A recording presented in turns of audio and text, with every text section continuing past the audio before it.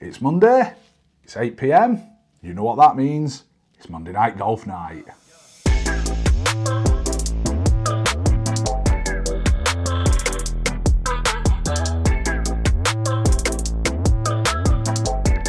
Welcome to Monday Night Golf Night. I am your host, The Tall Golfer, and we have a jam-packed show for you tonight.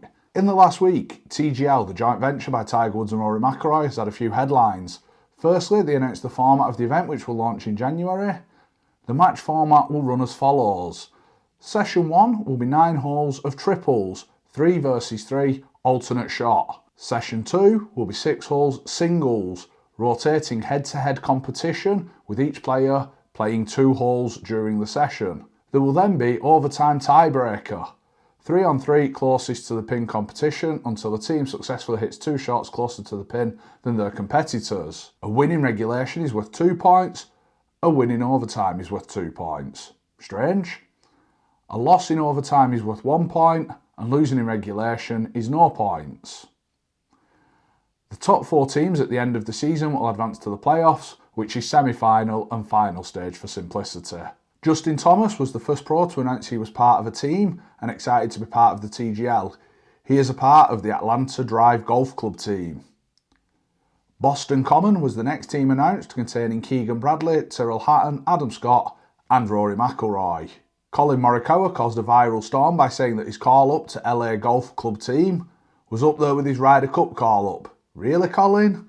A simulator event is up there with representing your country? Ridiculous statement, and no wonder the USA performed so badly in Rome with that kind of attitude in the locker room. On Thursday, Jon Rahm caused an even bigger tidal wave, not just on social media but on the world of golf, when he withdrew from the TGL. This is prompting widespread rumours that he is considering joining LIV. There was rumours that he was close to joining LIV before, and that is why the PGA got into bed with PIF. There are other rumours that Jon had conflicts of interest due to sponsorship and investments, but this seems strange, as when the TGL was announced, Jon Rahm was publicly announcing his excitement. We will keep you up to date with the TGL news as we receive it, and as always, let us know your thoughts on this. There was no DP World Tour action or Ladies European Tour this week, but as promised, we will look at which players kept their DP World Tour status and what it means for them that did not. On the number of 116 was Ross Fisher. Ross seems to have been around forever and seems a genuinely decent chap. I personally feel he tried to jump to the PGA Tour before he was truly established, and that hindered Ross and his progress. Nonetheless, it's good news that Ross kept his card. There were quite a few household names who were inside the top 116, but nowhere near the top to challenge for the final 2 events. Justin Rose, Billy Horschel, Rafa Cabrera-Bello, Alex Noren to name but a few. It was well documented the upset of Alexander Levy, who missed out at 126. 2018 Open champion Francesco Molinari, who since his collapse at the Masters in 2019 seems to have never recovered and was at 133 on the list. Ryder Cup captain Luke Donald was at 171, which is understandable considering the time and effort he applied to winning the biennial event. There are many different exemptions on the DP World Tour, and although some players have dropped outside the bubble, previous achievements mean they will keep their status. But if they are outside the 116 mark and not get exemption, then players need to attend Q School, with the second round completed this weekend across 4 venues and the final stage taking place next weekend. The Challenge Tour though was completed yesterday and 20 players earned their DP World Tour card. England's Marco Penge winning comfortably in Mallorca. Andrea Pavan, Matteo Manacero and Ricardo Gavea are all previous DP World Tour winners who have lost their way in recent times but will start 2024 on the DP World Tour. It was great watching Sheffield's Sam Burstow hang in there down the stretch and also earn a 2024 DP World Tour card. We will of course keep you up to date next week with final qualifying.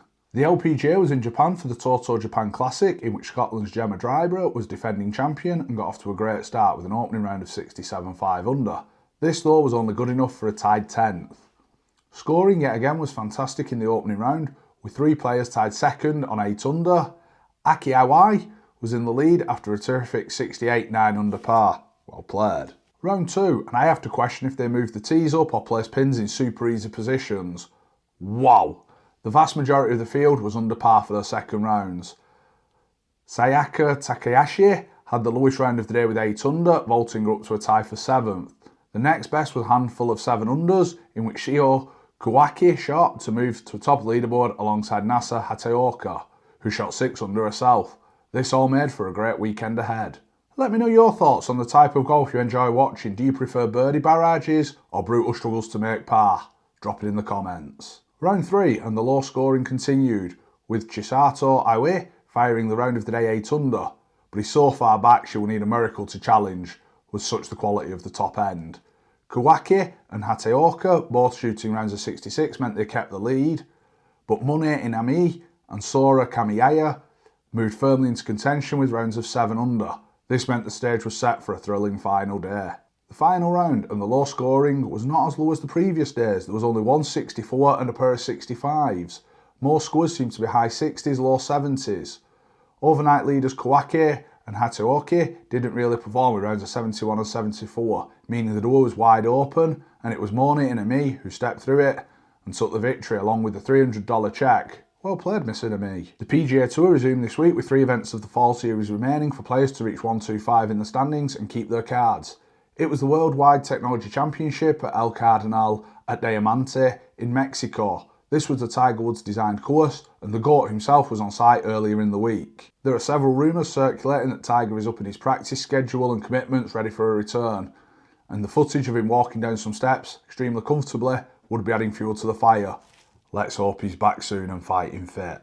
Round 1 and low scoring seemed the appetite of the day as early starters got to 8 under par, one of which was Camilo Villegas, who has been spending time in the booth commentating, but will be forever remembered for his Spider-Man putting routine.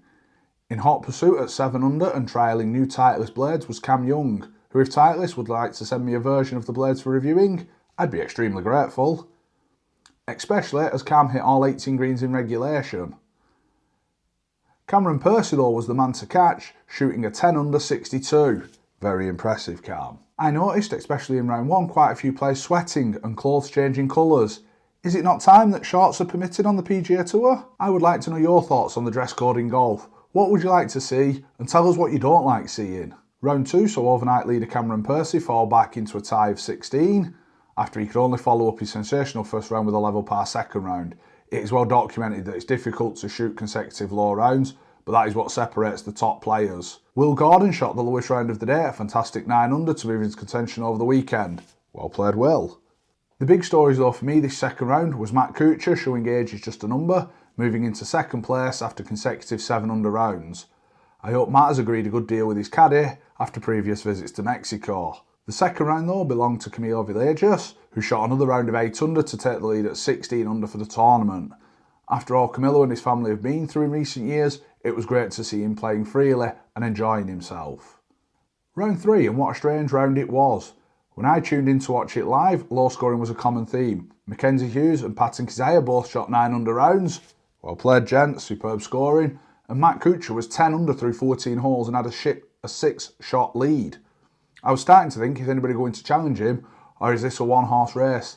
Then he stood on the 15th tee and hoisted it way left, missed the green left, and suddenly, as I'm sure most of you did, felt quite proud as Kuchar took a couple of shots to find the green before tapping in for an 8. He then bogeys the next and the field is suddenly wide open. Kuchar did manage to keep a share of the lead with Camilo Villegas, but a host of players are stacked for the final round. Wow, what a final round it turned out to be. Villegas and Kuchar both shot 6 under rounds, would normally result in a playoff, and hats off to Andrew Putnam and Austin Cook, who both shot 10 under rounds. Well played, gents. The winner though, and thoroughly deserved, was Erik van Rooyen, who eagled the last to win by 2 and claim his second PGA Tour title. Erik then put his win into perspective with news a close friend of his was terminally ill.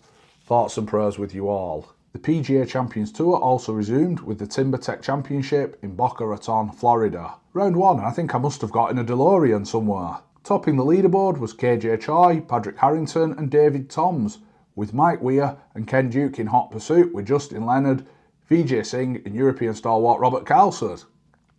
It wasn't so long ago that Robert was suffering with the yips and was afraid to go near the course, so great to see him overcome the yips. Round 2 saw conditions ease and the score reflecting this. Bernard Langer shooting a round of the day 8 under 63.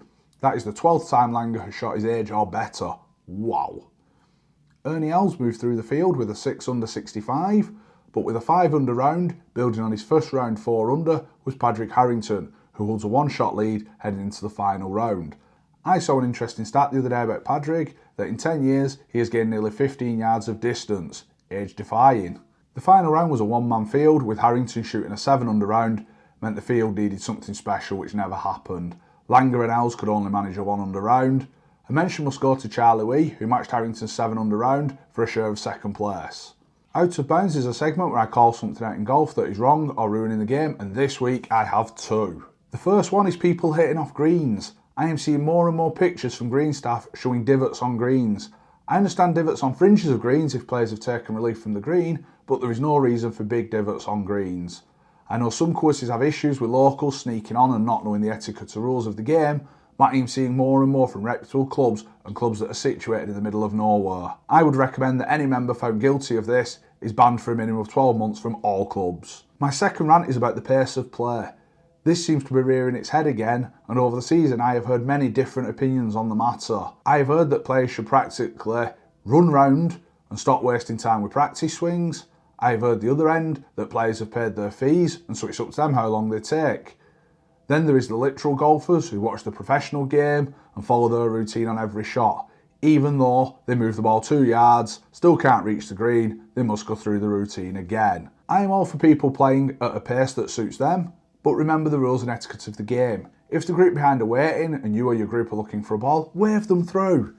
If you have a routine that includes 5 or 6 practice swings and a recheck of yardage or wind before another 3 or 4 practice swings, make sure you move quickly to your ball between shots. I'm a big advocate of the clocks on the 10th tee that should match the time you teed off. This gives a good indication of your pace of play. As you know, on Monday Night Golf Night we love a good deal, but this week I'm going in a different direction. Golf clubs up and down the country are starting to offer club memberships with different lengths and prices. If you are looking for some enjoyment and play when the weather is nice, then a club membership is probably an expense you don't want or need. You can find great deals on different websites available and play different courses each time. For £40 a year you can join England Golf on their app to have an official handicap. If though you are looking for a base and to be competitive as well as social, then I would recommend joining a golf club. I've been a member for over 20 years and recently moved clubs. I can say that I've been given an extremely warm welcome. I would advise a few things though when looking for a club. Is the course right for you, physically? I see players join a club and 12 to 18 months later leave as it's just too demanding on their health. Are the competition days suitable to your needs? If they are Saturday and you work Saturday, then you probably won't play many comps. Also, if you are joining with friends, see what the competition's policy is. You may not be able to play with who you want. Big one for me, can you actually afford to play there? Most of the time, it's not just the membership fee you need to account for. There are the hidden costs like competition entry fees, bar prices, food prices, and dependent on location, pro shop equipment prices. Then there are the members themselves. 90% of members are superb. 5% you will probably never see due to other commitments or, as mentioned above, tightwads. Then there is the 5% that I am including the rules guy. He knows every rule and is adamant he is correct, and 99% of the time is wrong. Also including what I call the old guard. Think Judge Smales, Caddyshack. They have been lifelong members of the club and loyal servants, but they don't want to relinquish any power they may have and are scared of change. My advice, ignore them and enjoy your golf. Here are a few deals depending on your location. Stand Golf Club in Whitefield, that is a good track, have a special offer on of join now for £1,300 and pay nothing until 2025.